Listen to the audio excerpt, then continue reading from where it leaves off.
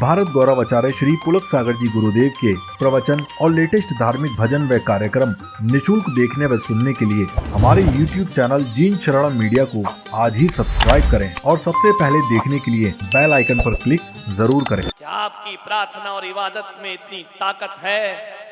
सोचिए, तुम्हारी प्रार्थनाएं तो मंदिरों से टकराती हैं, दीवालों से, और लौट करके वापिस आ जाती हैं। तुम्हारी प्रार्थनाएं परमात्मा तक पहुंचा भी नहीं करती हैं। हम दिल से नहीं पुकारते हैं, हम हृदय से नहीं पुकारते हैं, हम प्राणपन से नहीं पुकारते हैं। देखा नहीं, हमारी समाज में महिलाएं बगैर भक्तामर पाठ पढ़े पानी नहीं पीती हैं। 48 काव्य जब तक ना पढ़ ले, और जिन माताओं को पढ़ना लिखना नहीं आता वो दूसरों से भक्तामर पाठ सुनती हैं, फिर भोजन ग्रहण करती हैं। लेकिन एक पढ़ रखा है, रट रखा है, जिंदगी भर भक्तामर पढ़ते हो। जहां तक मैं सोचता हूं कि मानतुंगाचार्य ने जिंदगी भर भक्तामर पाठ नहीं पढ़ा होगा, ना उन्होंने प्रतिदिन उसका पाठ किया होगा। जीवन में एक बार उन्होंने पढ़ा, और एक बार पाठ पढ़ते हैं भक्तामर का, और 48 तालों को तोड़ करके, जंजीर को तोड़कर बाहर खड़े दिखाई दे, जेल की सलाखों को तोड़ दिया करते हैं। एक बार पढ़ करके सुनिए। और आप जिंदगी भर पढ़ते हो, ताले तो छोड़ो, आज घर जाना, दरवाजे बंद करना, कुंडी लगाना और खोलना मत। एक एक काव्य पढ़ना, कुंडी टूटना तो छोड़ो, हिल जाए तो भी समझना कि हमने कोई भक्तामर पाठ, कोई फर्क नहीं पड़ता है। मानतुंगाचार्य ने जो भक्तामर पाठ रचा, वो वही भक्तामर अनुराधा पौडवाल ने गाया। शायद जितना मीठा अनुराधा पौडवाल ने गाया, उतना मीठा कंठ तो शायद मानतुंगाचार्य का भी नहीं होगा। लेकिन अनुराधा पौडवाल अपने कंठ से भक्तामर गा तो सकती है, पर कोई ताले तोड़ नहीं सकती है। और यदि स्वर ना हो तो भी मानतुंगाचार्य एक एक काव्य पढ़ करके एक एक ताले को तोड़ दिया करते हैं। प्राण जुड़े हैं, प्रार्थना से प्राण जुड़े होना चाहिए। प्राण नहीं जुड़े तो कोई प्रार्थना चमत्कार ना करेगी।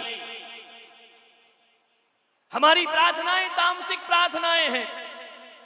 हमारी इबादत में भी दूसरों की भलाई नहीं है। एक बुढ़िया थी, उसकी पीठ में एक कुबड़ था, बड़ी दुखी थी।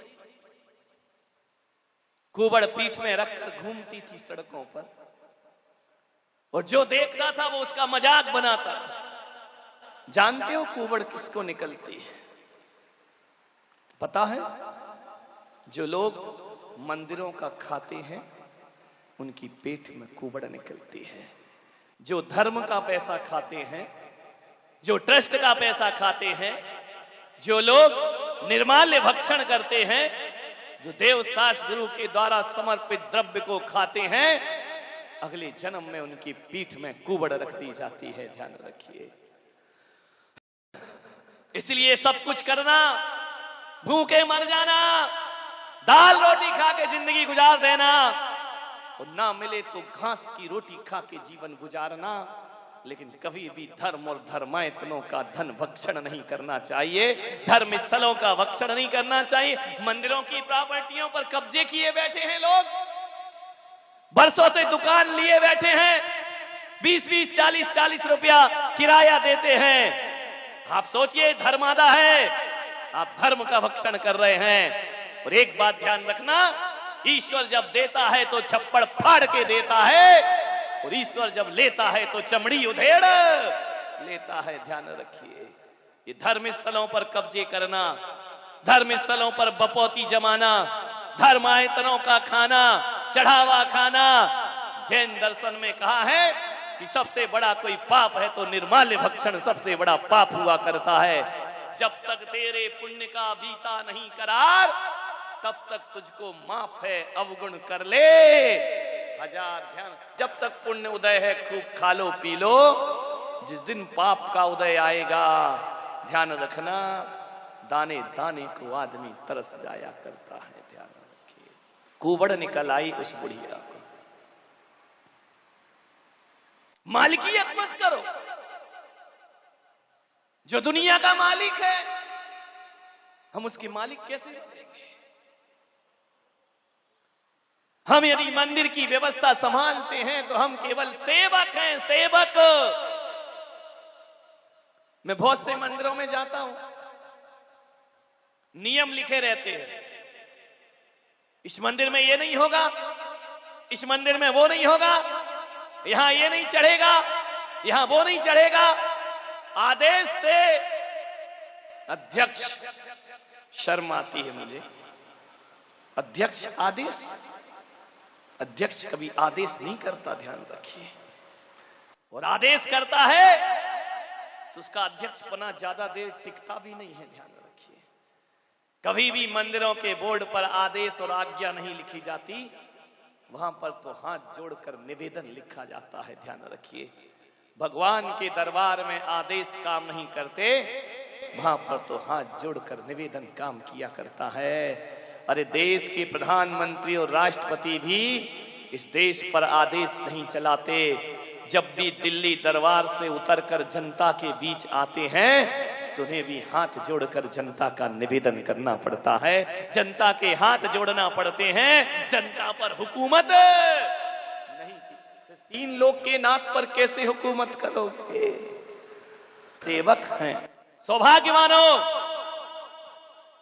कि ईश्वर ने तुम्हें सेवा करने का मौका प्रदान किया है, ध्यान रखिए। एक व्यक्ति को मैंने एक काम के लिए आदेश किया, मैंने कहा कि मेरे भाई ये काम कर देगा। उसकी आंखें भर आई, उसने कहा महाराज। मैंने कहा क्यों, कोई कठिन काम है, तू नहीं कर पाएगा? बोलेगा मेरे लिए कोई कठिन काम नहीं है। तो फिर तेरी आंख क्यों भर आई?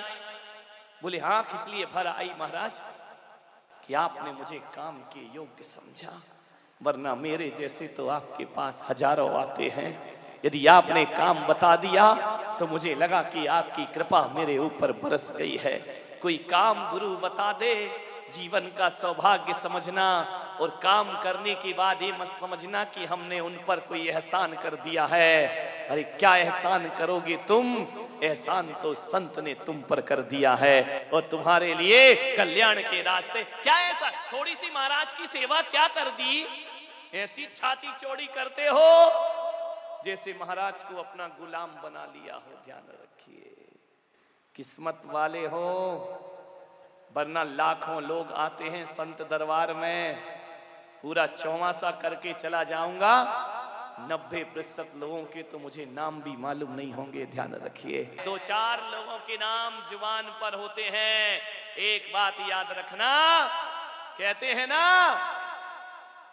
कि जिनके नाम संतों की जुबान पर होते हैं, ध्यान रखना, इससे बड़ा नोबेल पुरस्कार दुनिया का कोई दूसरा नहीं हुआ करता। हर किसी का नाम थोड़ी होता है। अभी मैं सबको थोड़ी जानता हूं, आ भी जाओगे तो मैं पहचानूंगा ही नहीं कि कौन हो। पहचान बनाने के लिए बहुत कुछ करना पड़ता है, ध्यान रखिए। मान्यवर